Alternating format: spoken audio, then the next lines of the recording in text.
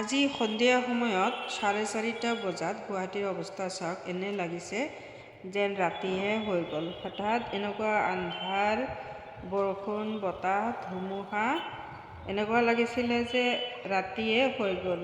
সেইকাৰণে আপোনালোকৰ লগত শ্বেয়াৰ কৰিলোঁ।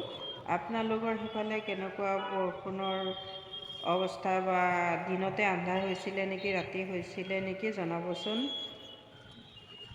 আমাৰ আজি গুৱাহাটীৰ এনে অৱস্থা। সন্ধিয়া সময়তে ৰাতি হৈ গৈছিলে। চাওক কিমান ধুনীয়া ভিউটো ভাল লাগিছে, কিন্তু যিটো বতাহ, বৰষুণ, ধুমুহা আহিছিলে, এনেকুৱা লাগিছিলে ক'ত বা কোন আছে, ৰাস্তা ঘাটে কিমান মানুহৰ কিমান অসুবিধা হৈছে। ময়ে এক জেগাত যাব লগা আছিলে, যাব নোৱাৰিলোঁ। যিয়ে নহওক, সকলোৱে ভালে থাকিব, সুস্থ থাকিব, তাৰে কামনা কৰিলোঁ। ধন্যবাদ।